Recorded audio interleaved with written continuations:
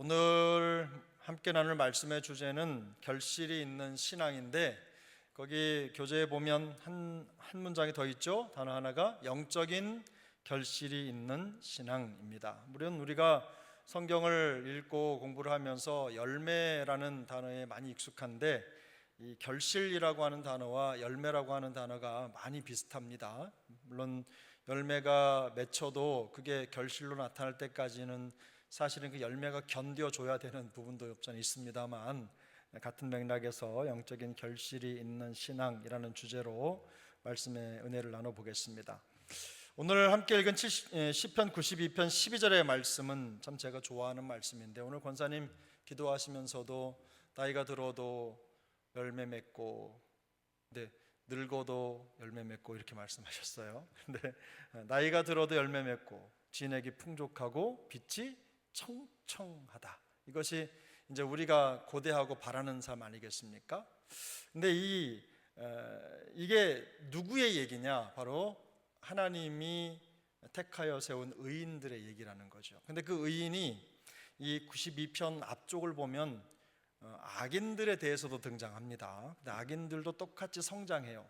똑같은 말로 그들도 성장하고 자라는데, 그들의 자라남의 모습은 풀 같다고 얘기해요. 풀. 그런데 의인들은 이렇게 오늘 12절에 나온 것처럼 종려나무 같이 번성하며 레바논의 백향목 같이 성장한다.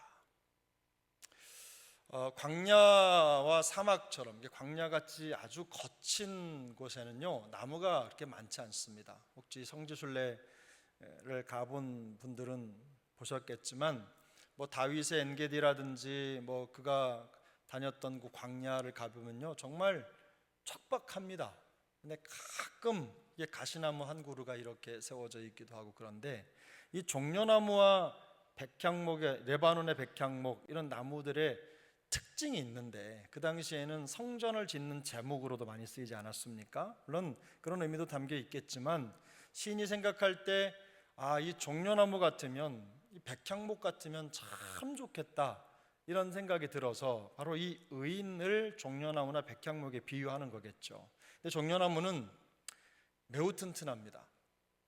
저는 이 튼튼한 종려나무도 잘 키우지 못해서 선물 받은 종려나무를 목욕실에 두었다가 결국 이게 죽고 말았는데, 되게 이 종려나무가 잘 자란답니다. 웬만하면 죽지 않고 끈질기다고 해요. 그리고 수명이 깁니다. 항상 푸르고 사시사철 푸른 잎을 내고, 또 종려나무에 열매가 있죠. 열매가 있는 나무입니다. 사막이라고 하는 척박한 환경 속에서도 잘 자라는 나무, 종려나무입니다. 또 백향목은 어떻습니까? 이 백향목이 굉장히 거대하다고 해요. 그래서 백향목이 상징하는 게 뭐냐? 왕의 권능을 상징하는 나무라고 합니다. 그리고 되게 나무가 자라서 성숙하면, 성장하면 뿌리가 깊기 때문에 한 300년 이상을 산대요. 300년. 물론 소나무보다는 좀 덜 사는 것 같은데 300년 이상 사는 나무니까 얼마나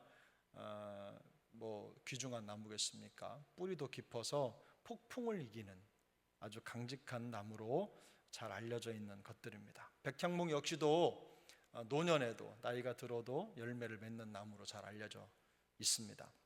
이렇게 의인은 종려나무 같이 번성하고 레바논의 백향목 같이 성장한다라고 하는 아주 중요한 원리를 우리에게 보여주고 있는데, 이 결실이라고 하는 것은요, 사실상 우리가 결실하기 위해서 애쓴다고 결실이 되는 게 아니라, 영적으로 보면 이 결실하는 신앙은 조건을 맞춰주면 됩니다. 그러면 자연적으로 열매가 맺고 결실이 나타나는 겁니다. 그래서 오늘 이 내용의 핵심은 그겁니다. 우리가 결실하는 신앙을 위해서 조건을 맞춰야 된다. 이런저런 신앙의 조건들을 맞춰가는 게 중요하다는 것을 염두에 두시고 내용을 간략하게 살펴보도록 하겠습니다. 자, 기본적으로 영적인 결실이 있는 신앙에 대한 의미는 이런 겁니다. 성도의 영적인 삶은 결실하는 나무와 같다는 것입니다. 나무처럼 자라죠. 결실하는 나무와 같다. 두 번째 B, 열매가 나무의 건강과 생명력을 증명하듯이 성도의 삶에 나타나는 태도와 행동은 영적인 상태를 반영합니다. 영적인 상태를 반영한다. 우리 의미를 한번 같이 읽어보겠습니다. 1번, B번 시작. 성도의 영적인 삶은 결실하는 나무와 같다. 열매가 나무의 건강과 생명력을 증명하듯이 성도의 삶에 나타나는 태도와 행동은 영적인 상태를 반영한다. 네, 그래서 결국 우리가 신앙생활의 여정을 통해서 만들어내는 어떤 결과들이 있잖아요. 우리 삶에 나타나는 것들이 결국은 어떤 우리 몸의, 우리 영의 상태를 통해서 나타나는 결실하는 결과물이라는 겁니다. 간단하게 생각해 보면 그렇다는 거죠. 자, 그래서 2번 영적인 결실의 본질이 있습니다. 성도는 1번, A번 회심의 증거를 변화된 삶으로 증명해야 된다. 회심의 증거를 변화된 삶으로 증명해야 돼. 여러분 이거 잘 아시는 거잖아요. 그죠? 회심했으면 반드시 회심의 증거가 삶으로 나타나는 거죠. 그 다음에 B번 성령을 따르는 삶은 구체적인 성품의 특징으로 나타난다. 우리가 알고 있는 대로 성령의 열매는 사랑, 희락, 화평, 오래 참음, 자비, 양선, 충성, 온유, 절제. 몇 가지입니까? 9가지죠. 사랑, 희락, 화평, 오래 참음, 자비, 양선, 충성, 온유, 절제. 이 9가지 열매인데 제가 항상 말씀드리지만 이 9가지의 열매가 하나씩 맺히는 게 아니라 성령의 열매라고 하는 하나가 가지고 있는 특징이라는 겁니다. 그래서 성숙한 성도 또 결실하는 성도에게 나타나는 성품의 열매는 이겁니다. 어느 것 하나만 잘하는 게 아니라 균형이 잘 맞는 거예요. 사랑과 희락과 화평과 오래 참음과 자비와 양성과 충성과 온유와 절제다 그러면 어떤 사람은 절제만 잘해, 어떤 사람은 온유하기만 해, 어떤 사람은 충성스러워라고 하는 그 한 개만 성장하는 게 아니라 성령이 우리 안에 역사하심으로 우리 안에 나타나는 그 변화의 결실들이 나타나면 어떻게 해요? 모든 것들이 골고루 잘 균형 맞게 성장한다는 겁니다. 제가 오늘 이제 2부 예배 마치고 나면 좀 에너지가 많이 들어가니까 올라가면 제가 하는 행동 중에 하나가 뭐냐면 잠깐 좀 멍하고 앉아 있다가 음악을 듣습니다. 어떤 음악을 듣냐면 찬양 예배 준비하기 전에 찬양을 듣죠. 찬양을 듣는데 오늘도 제가 어떤 팀의 찬양을 틀어놓고 크게 틀어놓고 듣고 있는데 그 팀을 보면서 아쉬운 점이 하나 있었어요. 뭐냐면 찬양을 부르는데 전문 팀이에요. 연주도 잘하고 아주 잘하는 팀인데 이렇게 리더가 있고 그 다음에 우리 자매들이 쭉 이렇게 서서 같이 찬양을 부르는데 표정이 다 이래. 이렇게 부르는 거예요. 전문 팀이에요. 우리가 이름만 대면 너무 잘하는 팀. 그래서 어떤 팀은 그 찬양에 막 본인이 이렇게 막 빠져가지고 막 이렇게 부르는 그런 팀들이 있는데 이 팀은 이상하게 막 이렇게 부르는 거예요. 속으로 그 생각을 했어요. 이상하다. 이 예배팀은 이상하다. 안 그랬는데 이상하다. 계속 그렇게 하면서 봤어요. 왜 그럴까? 뭔가 찬양하기 전에 무슨 일이 있었나? 연습을 너무 많이 해서 힘드나? 이런 생각을 하면서도 음악을 듣는데 계속 보고 있는데 음악만 들으면 상관없는데 이게 영상을 이렇게 같이 보면서 찬양하는 분들의 얼굴을 보니까 이게 제가 보다가 힘든 거예요. 기쁨의 찬양을 부르는데 이렇게 하니까 뭔가 좀 안 맞는 것 같다는 생각을 했어요. 여러분 그겁니다. 우리가 기쁨이 있고 감사가 있으면 그 감사가 얼굴에 표현되잖아요. 그치? 그걸 결실이라고 하는 거예요. 내 안에 있는 상태가 드러나는 거죠. 나무가 열매를 맺는데요. 나무가 열매를 결실할 수 있는 환경과 상황이 되니까 결실을 하는 겁니다. 그죠?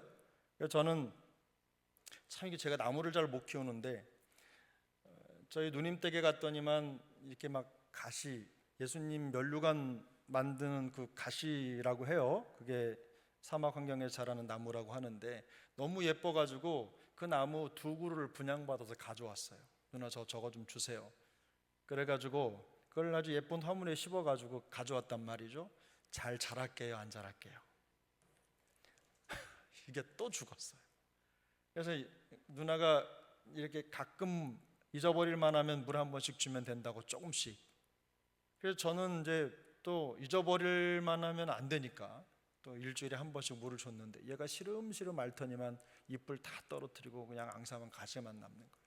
근데 그 가시가 잎하고 나무가 살아있을 때는 어울리는 아주 멋들어진 무늬 같더니만 잎이 떨어지고 가시만 남으니까 그렇게 앙상할 수가 없더라고요. 그렇게 죽는 거예요, 나무가. 근데 제가 왜 이 얘기를 했죠? 예?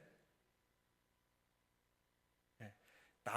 이 나무 한 그루를 잘 키워가지고 얘가 보여주는, 그러니까 이 결실하는 나무, 가시, 꽃, 제가 이번에 또 잠깐 일이 있어서 갔더니만 이 말씀을 드리려고 그랬어요.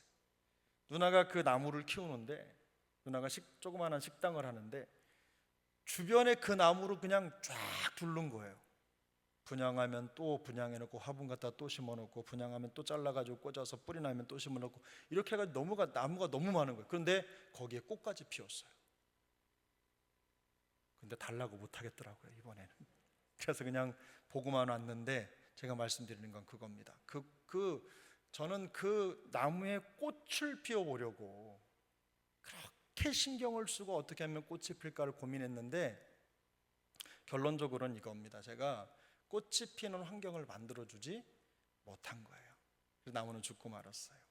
근데 어떤 일인지 저거 그냥 아무나 키워, 너무너무 잘 자라 이러는데 그것도 잘하는 사람 얘기지 저 같으면 아마 10개 갖다 주면 10개 다 그렇게 될 거라는 생각이 좀 들었어요. 그래서 안타까워서 못 가져오겠더라고요. 제가 가져오면 또 꽃이 떨어지고 앙상한 가시만 남을까 봐.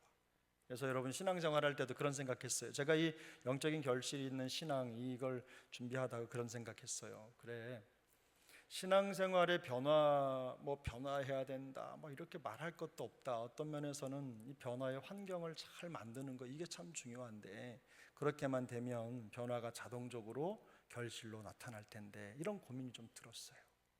그래서 우리가 모든 삶의 여정에 이 변화, 성품의 변화, 성품 백날 배우면 뭐합니까? 성품 10년, 20년 배우면 뭐예요? 그게 나타나질 않는데 변화돼서 백날 주장하면 뭐하겠어요? 그게 나타나질 않는데 의미가 없어요. 그래서 이걸 배우고 이렇게 하는 것도 중요하지만 결국은 우리가 이런 환경을 만드는 게 굉장히 중요하다라는 것을 오늘 이제 본문을 통해서 여러분 잘 캐치 잡으시면 됩니다. 자, 3번째 보시면 영적인 결실의 원천이 있습니다. 원천. 이게 굉장히 중요한데요. 자, A번 말씀을 듣고 지키며 뭐 하는 마음일까요? 인내하는 마음이에요. 인내하는 마음. 밑에 누가복음 8장 15절 좋은 땅에 있다는 것은 착하고 좋은 마음으로 말씀을 듣고 지키 어떻게 해요? 인내로 결실하는 자니라 그랬어요. 제가 보니까 경험적으로도 말씀을 듣는다고 해서 열매가 맺히는 게 아니에요. 그 말씀이 내 안에 들어와서 정말 우리 숙성이라는 말을 많이 쓰잖아요. 그런 것처럼 들어와서 얘가 내 안에서 몸살을 하거든요. 왜냐하면 말씀을 들으면요 이 말씀이 저의 성격과 저의 성품, 저의 본성과 다르기 때문에 말씀을 받으면 불편합니다. 근데 이걸 가지고 계속 몸살을 하고 내가 참아내면 결국 그 말씀을 통해서 내 삶의 변화의 결실이 나타나는 거죠. 너무 중요한 원리예요. 말씀을 듣고 지키며 인내하는 마음, 이게 중요하다. 2번째 B번 뭐의 죽음이겠습니까? 옛 자아의 죽음이에요. 제가 오늘도 오전에 말씀드렸지만 예수 믿고 삶의 변화나 열매가 맺지 않는 신앙생활을 하는 분들을 가만히 보면요, 예수 믿고 난 이후에 예수 믿기 전, 변화되기 전의 성품을, 모양을 그대로 가지고 있어요. 열매가 나타나지 않아요. 결실이 보이질 않는 거예요. 압니다. 다 알아요. 말하지 않아도 알아요. 저분이 신앙생활 하는데 저분은 계속 이렇게 결실하는 신앙이야, 이렇게 평가를 받는 분이 있는가 하면 저분은 신앙생활은 오래 했는데 이런 분도 계신 거예요. 알아요. 다 말하지 않아도 다 알아요. 우리가 다 압니다. 우리도 아는데 주님은 모르시겠습니까? 주님도 아십니다. 근데 여기 이 옛 자아의 죽음이라고 하는 게요, 그만큼 우리가 결실하는 신앙생활에 있어서 큰 걸림돌이 될 때가 많습니다.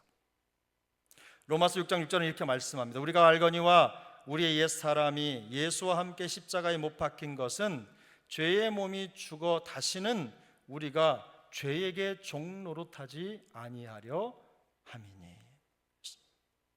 사랑하는 여러분, 의식적으로 의도적으로 결실하는 신앙을 만들기 위해서는요, 우리의 옛 자아에 대한 죽음을 선포하셔야 됩니다. 그게 환경입니다. 환경, 열매의 환경. 세 번째로 C번입니다. 그리스도 안에서 새로운 삶의 실천입니다. 새로운 삶의 실천. 에베소서 4장 22절, 23절, 24절 세 절 말씀 우리 같이 읽겠습니다. 너희는 유혹의 욕심을 따라 썩어져가는 구습을 따르는 옛사람을 벗어버리고 오직 너희의 심령이 새롭게 되어 하나님을 따라 의와 진리의 거룩함으로 지으심을 받은 새 사람을 입으라. 의와 진리의 거룩함으로 지으심을 받은 새 사람을 입으라. 누구든지 그리스도 안에 있으면 새로운 피조물이라. 이전 것은 지나갔으니 보라 새 것이 되었도다. 삶의 환경이 달라진 겁니다. 오전에 애굽에서의 살았던 삶의 환경에서 가나안 땅으로 가면서 환경이 달라진 것처럼 방법이 달라져야 된다는 겁니다. 생각의 이 방법이 달라지는 거예요. 그때와 똑같은 방법으로 살아서는 되지 않는 거예요. 제가 신앙생활 하다 보니까 이런 겁니다. 목사이고 뭐 이런 직분을 떠나서 신앙생활 하면서 어려운 게 뭐냐면, 내가 원하는 것과 성령의, 그러니까 육체의 소욕과 성령의 소욕이 항상 충돌하는 건데요, 그냥 육체의 소욕을 이건 아니다 그러고 내려놓고 확 고개를 돌리면 덜 불편한데요, 이것도 잡고 이것도 잡고 있으면 얼마나 불편한지 몰라요. 여러분 그렇죠? 불편합니다. 신앙생활이 괴롭습니다. 사실은 이거 내려놓지 않았는데 옛 성품을 그대로 가지고 있는데 신앙생활하는 사람이 불편하지 않다, 괴롭지 않다, 이게 비정상인 겁니다. 내려놓고 싶어도 내려놓지 못해서 괴로운 거예요. 그 괴로움이 나를 겸손하게 하는 거고, 하나님 앞에서 늘 자기를 좀 복종시켜야 된다는 그런 마음이 불타오르는 거예요. 사실은 그게 성숙함인 거죠. 물론 이걸 깨달으면 꽤 성숙한 겁니다. 근데 이걸 깨닫지 못하니까 문제가 되는 거죠. 그러니까 말씀드린 대로 옛 자아를 잡고 있으면서도 전혀 불편하지 않게 신앙생활하는 건요, 절대로 성숙한 게 아니에요. 결실하지 못합니다. 마지막 D번입니다. 네 번째로 그리스도와의 뭘까요? 친밀한 교제입니다. 이건 뭐 두말할 것도 없습니다. 나는 포도나무여 너희는 가지라. 그가 내 안에 내가 그 안에 거하면 사람이 열매를 많이 맺나니 나를 떠나서는 너희가 아무것도 할 수 없습니다. 할렐루야. 여러분, 포도나무는 몇 년생 가지에 포도가 열립니까? 포도농사 안 지어봐서 잘 모르십니까? 포도나무는 몇 년생 가지에 포도가 달립니까? 1년생 가지에 포도가 달려요. 그래서요, 포도나무는 포도를 따고 나면 다 어떻게 해요? 메인 줄기만 남겨놓고 다 자르는 겁니다. 그래서 1년생 가지에 포도가 맺혀요. 저는 성경 속에 있는 나무나 이런 것들이 주는 교훈이 매우 중요하다고 생각합니다. 저는 그 포도나무의 결실을 보면서 늘 그런 생각해요. 그래, 매년 새로워지지 않으면 열매가 없다. 매년 하나님의 말씀 앞에서 그리스도 예수께 붙어서 새로운 가지로 거듭나지 않으면 열매가 없다. 이것이 포도나무가 우리에게 주는 교훈이에요. 예수님이 괜히 포도나무 비유를 하셨겠어요? 그러므로 여러분, 그리스도와 내가 친밀하게 교제한다라는 것은요, 그리스도 안에서 날마다 새로워진다는 뜻이에요. 그리스도에게 붙어있는 1년생 가지로, 결실하는 가지로 자라가고 있다는 뜻입니다. 이런 영적인 원리를 기억하시고 그리스도 안에서 날마다 새로워지는 우리 모두가 되었으면 좋겠습니다. 과거의 은혜로 살지 않으려고 노력하셔야 합니다. 경험으로 살지 않으라고 노력하셔야 돼요. 오늘 받은 은혜로 오늘 살겠다는 그런 마음의 결단을 가지셔야 돼요. 아침에 일어나서 성경 보시고 하루에 한 번은 꼭 내가 말씀 묵상하고 성경 읽고 그 말씀해 주신 힘으로 살겠다는 그런 다짐이 있으셔야 돼요. 그래야 새로워지는 겁니다. 5번째 2번입니다. 하나님의 연단과 징계에 대한 뭘까요? 순복입니다. 순복. 김 권사님, 김순복 권사님도 계신데 히브리서 12장 11절 보면 무릇 징계가 당시에는 즐거워 보이지 않고 슬퍼 보이나 후에 그로 말미암아 연단 받은 자들은 의와 평강의 열매를 맺느니라. 할렐루야. 우리 사랑하는 세종항 식구들, 특별히 이 찬양 예배에 나와서 함께 말씀을 나누는 모든 지체들, 의와 평강의 열매가 가득하기를 축복합니다. 그렇게 하려면 하나님의 말씀의 징계를 받을 줄 알아야 되는 거예요. 순복이 있어야 돼요. 듣고 복종해야 되는 거예요. 제가 늘상 말씀드리지만 교회 안에 이런저런 답답한 일들이 생길 때요, 진리나 말씀 가지고 생기는 일이 별로 없어요. 우리가 말씀 생각하면 문제될 것도 없는데 이거 제껴놓고 그저 말씀 안에서 거하지 않기 때문에 그런 자꾸 불편함이 생기는 거거든요. 그래서 우리가 어떤 때든지 말씀으로 연단받고 또 말씀의 징계를 달게 받을 때 우리 스스로, 우리 개인적으로, 우리 모두가 다 하나님 앞에서 의와 평강의 열매를 맺게 되는 것입니다. 자, 4번입니다. 영적인 결실과 하나님의 축복입니다. 두 가지인데요, A번은 이겁니다. 영적인 결실은 하나님의 축복과 친밀함의 표징입니다. 내가 결실하고 있다는 것은요, 하나님이 주시는 복이 나에게 임하고 있다는 거고요, 하나님과 친밀한 교제를 나누고 있다는 증표입니다. 표징이에요. 그리고 B번에 믿음은 성도의 영적인 결실의 뿌리다.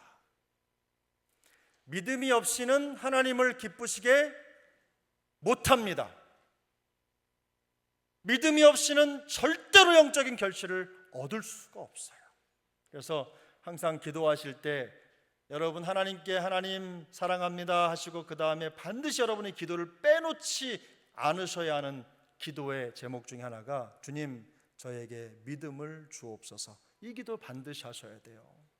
은혜를 주옵소서, 믿음을 주옵소서, 이거 꼭 하셔야 합니다. 제가 기도 인도할 때 그렇게 하잖아요. 주여 은혜를 주옵소서, 주여 믿음을 주옵소서. 은혜 필요합니다. 믿음 필요합니다. 이 믿음이, 은혜에 대한 갈망이 결국은 결실로 이어지기 때문이에요. 그 갈망이 결실의 환경이 되는 겁니다. 자, 5번째 영적인 결실의 증거가 있습니다. 이건 좀 반복됩니다만 증거는 뭐냐면 영적인 성숙과 건강입니다. 영적인 건강, 영적인 성숙이죠. 여기 의인은 종려나무 같이 번성하며 레바논의 백향목 같이 성장하리로다. 성도의 비번, 성도의 풍성한 삶입니다. 성도의 풍성한 삶이에요. 우리 요한복음 15장 16절 같이 읽겠습니다. 너희가 나를 택한 것이 아니요 내가 너희를 택하여 세웠나니 이는 너희로 가서 열매를 맺게 하고 또 너희 열매가 항상 있게 하여 내 이름으로 아버지께 무엇을 구하든지 다 받게 하려 함이라. 할렐루야. 풍성한 삶이다. 우리가 예수 믿으면서 이 풍성한 삶을 사는 거 굉장히 중요한데요. 참 우리가 이 풍성한 삶 그러면 우리가 남들이 볼 때 그냥 삐까뻔쩍한 삶을 살아가는 이것만 생각하는 거예요. 이게 애굽의 사고방식인데요. 거기에 그냥 너무 심취해 있다 보니까 이쪽에 반대쪽으로 가나안 땅에서 하늘을 바라보고 하나님을 의지하고 살아가는 삶에 대한 그런 원리를 많이 놓칠 때가 있습니다. 제가 언젠가도 말씀드렸잖아요. 저희 어머님하고 같이 버스를 타고 시내를 나가는데 어머님이 그냥 어렸을 때 힘드니까 그 돈 때문에 어려워하고 그러시니까 항상 얼굴이 어두우셨어요. 근데 그때 저희 어머님이 신앙생활을 13579 이렇게 띄엄띄엄 하셨거든요. 근데 왜요? 13579 1, 2, 3, 4, 5, 6이 아니라 그렇게 하셨는데 그날도 이제 어떤 일을 하다가 어머님이 그런 말씀을 하셨어요. 그냥 너무 힘들고 어렵고 막 이렇게 하는데 제가 그래서 어머님, 엄마 돈 없어도 행복하게 살면 안 돼 이러니까 뒤통수를 네가 인생을 알아? 돈 없으면 어려운 거야 이렇게 말씀을 하시더라고요. 근데 어머님이 생각하실 때는 그럴 수도 있습니다. 근데 너무 힘드니까 그럴 수도 있어요. 근데요 제가 보니까 꼭 굳이 비싼 음식을 먹어서 행복한 건 아니잖아요. 아닌가요? 네. 우리가 행복하게 사는 풍성함을 누리는 비결은 따로 있어요. 우리 그리스도 안에 있는 우리 형제 자매님들이요 모여서 비싼 음식을 먹는다고 행복한 게 아니에요. 그저 우리 옛날 속담인 콩 한 쪽도 나눠서라도 같이 나눠 먹고 또 서로 격려하고 또 서로 이렇게 좀 보듬어 주고 이런 과정을 통해서 이 풍성한 삶이 어떤 것인지 알게 되는 거 아니겠어요? 우리 중에 누가 교회 와가지고 뭔가 돈 버는 비결 배워가고 뭔가 더 어떤 건강이 막 생기고 그런 바람도 있지만 이런 거 기대하고 오시는 분 없잖아요. 우리가 예배 드리면서 바라는 거 뭐 있어요? 우리 영혼의 풍성함, 하나님의 은혜의 풍성함, 우리의 연약함과 부족함이 하나님의 은혜와 역사로 채워지는 거 이런 거 기대하고 교회 오시잖아요. 그렇지 않아요? 그런 내 마음의 그 풍성함의 바다에 연약한 사람들을 풍덩풍덩 이렇게 좀 받았으면 하는 그렇게 넓은 사람이 되기를 원하면서 예배 드리고 말씀 읽고 기도하지 않나요? 저만 그래요? 우리 다 그렇게 기도하잖아요. 물론 일어나서 탁 저분은 나가는 순간 잊어버릴 수도 있지만 우리는 항상 그렇게 기도하는 하나님 은혜의 풍성한 바다를 경험하게 해달라고, 하나님 저에게 바다 같은 풍성함을 달라고. 뭐든 띄워놓으면 그저 바다 위에 섬이고 바다 위에 배고 바다 위에 무엇이든 띄워놓을 수 있는 그런 풍성한 그런 마음 달라고. 어떤 것이든 풍랑이 일어도 그 심에는 깊고 조용하고 움직임이 없는 우직함을 달라고, 바다 같은 영성을 달라고 그렇게 기도하잖아요. 안 하시는구나. 저는 그게 풍성함이라고 생각합니다. 넘칠 것 같아도 넘치지 않고 부족한 것 같아도 전혀 부족하지 않고, 그것이 바로 바다잖아요. 풍성함이에요. 하나님의 은혜의 풍성함, 성도의 풍성함은 바로 그런 것입니다. 저는 우리가 신앙생활하면서 하나님이 우리를 택하여 여기 세우셨다면 이유가 있는 겁니다. 내가 오고 싶어 온 게 아니라 하나님이 나를 택하여 세우셨다면 이유가 있는 거예요. 하나님에게 이유가 있는 겁니다. 하나님의 뜻이 있어서 우리를 여기에 세워두신 것입니다. 그것만 믿으면요 풍성한 삶을 살아가고 웬만한 것들은 또 이렇게 탁탁 치면서 이길 수 있을 것 같아요. 우리 모두에게 이런 영혼의 풍성함이 있기를 축복합니다. 6번째입니다. 영적인 결실의 조건이 있습니다. 여러분 이거 굉장히 중요한데 요거 지금까지 다 중요하지만 이 조건, 제가 지금까지 말씀드렸던 것들 결론인데 이겁니다. 영적인 결실의 조건이 있어요. 이것만 맞추면 열매를 맺는 겁니다. 자, 첫 번째 조건은 예수 그리스도와의 친밀한 관계입니다. 앞에서 나왔죠? 예수 그리스도와의 친밀한 관계. 두 번째는 B번, 하나님의 말씀에 대한 적극적인 뭘까요? 헌신입니다. 헌신. 하나님의 말씀에 대한 적극적인 뭐라고요? 헌신.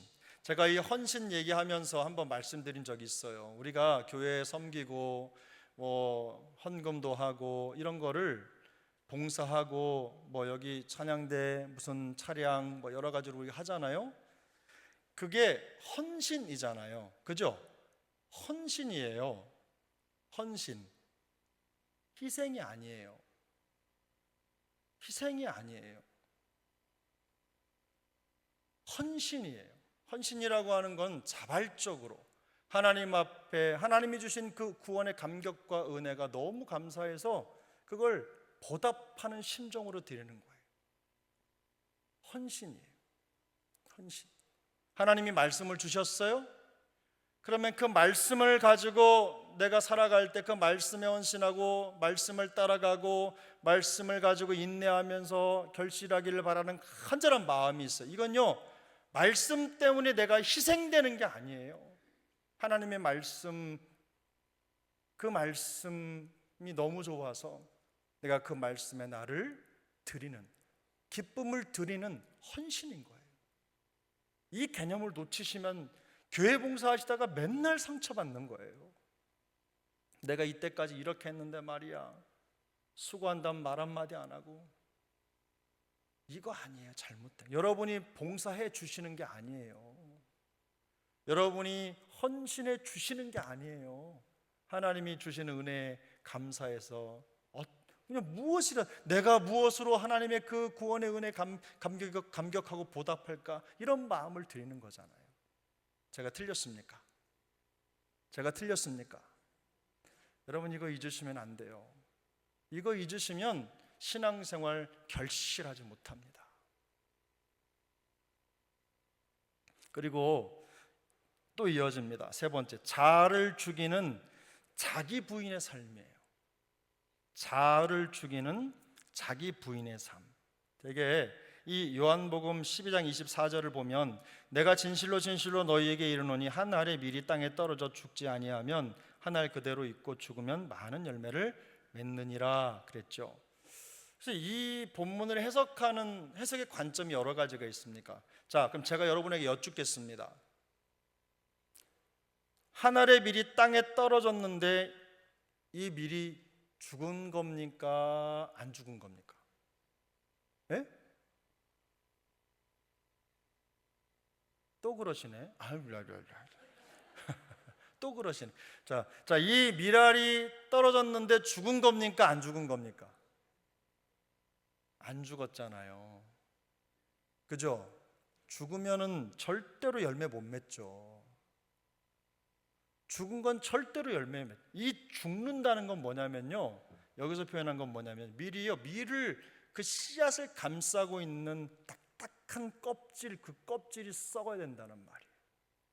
그 껍질이 땅속에서 깨지고 문드러져야 그 안에서 비로소 뭐가 올라와요? 싹이 올라오는 거예요. 비밀이잖아요. 복숭아 씨 먹다가 하면 얼마나 아파. 그 딱딱한 복숭아 씨가 때가 되면 쫙 열려서 거기서 쫙 싹이 올라오고. 농사 지으시는 어르신들은 아시죠? 이 콩 하나 말이야, 이 콩 하나 요거만한 거 떨어뜨렸는데 하나만 심어놓으면 얘가 쫙 올라와가지고 그냥 수십 개를 그냥 나무가 돼가지고 맺는 거예요. 기적이죠. 그게 기적이 어디? 그 비밀을 누가 압니까? 밀알이 바로 그런 겁니다, 여러분. 죽어야 된다는 말은 썩어 그냥 죽으란 얘기가 아니에요. 무슨 뜻이에요? 우리를 덮고 있는 그 생각의 껍질들, 각질들, 잘못된 것들을 깨야 된다는 말이에요. 그래야 결실하는 겁니다. 그래야 결실하는 거예요.